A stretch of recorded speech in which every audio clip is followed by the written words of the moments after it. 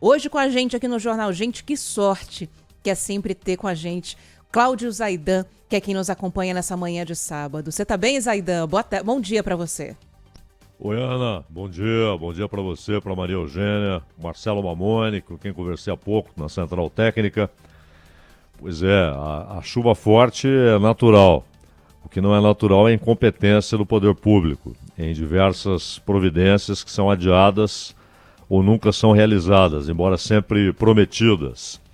Mas eu destaco aqui, Ana, rapidamente dois assuntos. Um, claro, o que está acontecendo na Rússia. Hoje, o governo anunciou que 11 suspeitos de terem participado daquele ataque covarde que ocorreu ontem à casa de shows Crocus City Hall, que fica ali a cerca de 30 quilômetros da Praça Vermelha, em Moscou, foram presos.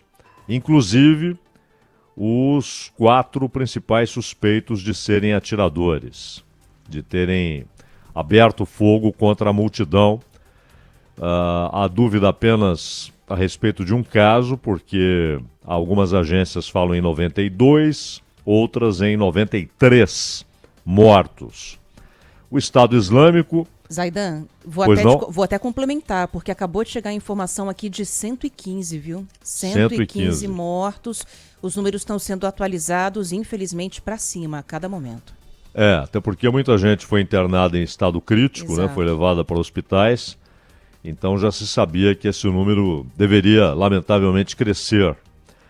E o ataque foi planejado com muita antecedência, as armas estavam em um esconderijo. O Estado Islâmico, por intermédio da AMAC. A AMAC é uma agência de notícias que é associada a esse grupo terrorista. E no seu canal no Telegram, afirmou que combatentes, que é a maneira como eles se referem aos atacantes terroristas, atacaram uma grande concentração de cristãos em Krasnogorsk, que fica perto da capital russa. Agora, esse grupo específico que reivindicou o ataque é um grupo que atua no Afeganistão, que é o Estado Islâmico K. Esse K vem de Khorasan, porque o Estado Islâmico, na verdade, não tem hoje um comando central. Aquilo que houve no início, quando eles tentaram estabelecer ali o reino do Califa, em parte do Iraque e partes da Síria. E hoje não, hoje é um grupo fracionado, são células. A imprensa muitas vezes fala em braço do Estado Islâmico, mas na verdade são células que atuam de maneira independente. Não há um comando central. Há células muito fortes, por sinal, na Líbia. Mas o que chama a atenção também, Ana, é o fato de que o Estado Islâmico tem atacado alvos que são oponentes dos Estados Unidos.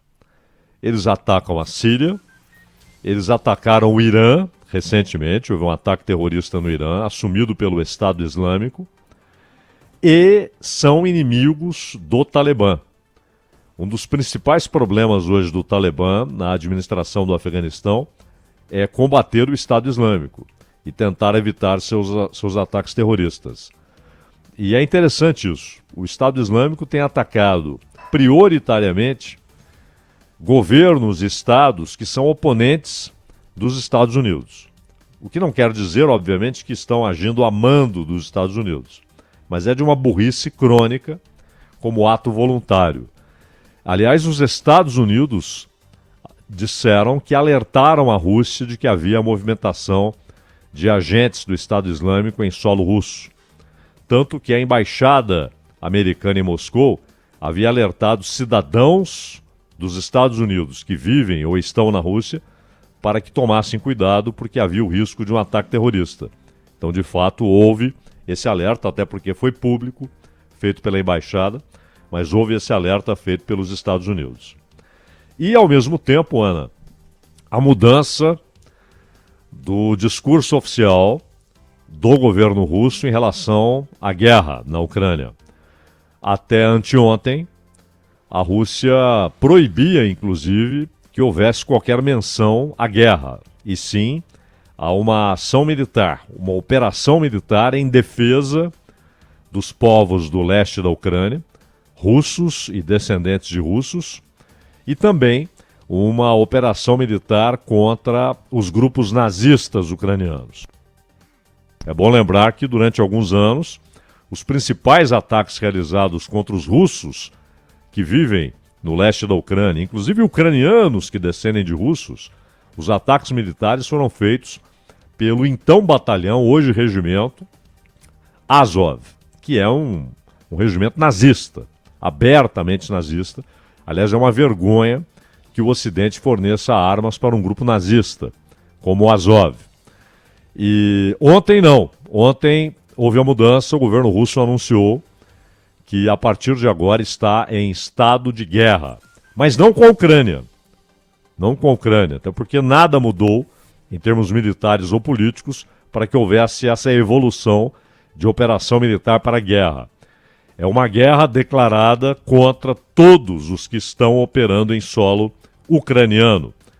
Isso vale para a Polônia, para a Romênia, isso vale para Reino Unido e, claro, para a Alemanha, França e Estados Unidos, que estão no comando, o que é óbvio, de todas as ações da OTAN, inclusive ações isoladas, como as que estão sendo feitas, com o fornecimento de armas cada vez mais modernas e sofisticadas pela Alemanha e pelo Reino Unido, e pela ideia estúpida do Macron. Aliás, ele vem ao Brasil e precisa ouvir isso. Não sei se alguém dirá, se o Mauro Vieira, se o Lula, mas alguém precisa dizer que ele está sendo irresponsável quando sugere, quando propõe que tropas da OTAN sejam enviadas, não em nome da OTAN, mas individualmente, só que há o estatuto da OTAN. E se a Rússia passa a combater tropas da Polônia, ou da França, ou da Romênia, ou da Estônia, ou da Lituânia, não importa, de algum país da OTAN, em território ucraniano ou fora, o fato de um país membro da OTAN ter suas tropas atacadas implica que toda a OTAN deve se envolver naquela situação, ou seja, deve prestar socorro militar ao país atacado. E aí seria a declaração do que já ocorre por procuração, que é uma guerra entre Rússia e OTAN. E uma guerra de consequências imprevisíveis, até porque a OTAN é a maior máquina militar da história e a Rússia é uma superpotência nuclear capaz de destruir o planeta, assim como os Estados Unidos. E o Putin deixou claro que a derrota é inadmissível. Então, se a OTAN entra abertamente no conflito e a derrota passa a ser uma perspectiva, o uso de armas nucleares será uma opção real, minha cara Ana Paula. E aí a gente sabe muito bem qual que é o fim dessa história, né, Zaidan? Inclusive que, vez ou outra, acaba sendo romantizada no cinema, como aconteceu recentemente com Oppenheimer, né? Que é, aliás, um filme muito bom, falando em entretenimento, mas que acaba tratando de um período da nossa história que é terrível, que é um pesadelo, a gente parar para lembrar, mas que é retratado ali como a maneira que foi encontrada, mesmo diante de vários questionamentos morais, questionamentos éticos, de derrotar aquilo que o cinema americano costuma colocar como o mal, né, na Segunda Guerra Mundial. E a gente sabe muito bem onde essa história vai parar.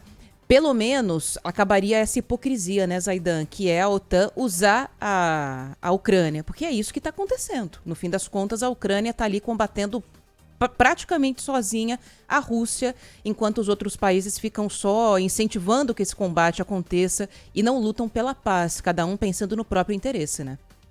Injetando bilhões e bilhões de dólares e armas cada vez mais sofisticadas na Ucrânia. E, obviamente, com interesse em ter a Ucrânia como membro da OTAN, o que seria um fator definitivamente desestabilizador. Com relação a armas nucleares, é claro que derrotar o nazifascismo era uma obrigação moral. Claro. Não é? A Segunda Guerra Mundial tinha uma justificativa moral. Era preciso derrotar o nazifascismo. O nazismo era inadmissível. Ele é inadmissível. Então ele tinha de ser derrotado. Essa era uma guerra com justificativa moral, não há a menor dúvida. Era o imperativo moral derrotar Hitler. E aí, isso se estende ao eixo, Itália e Japão.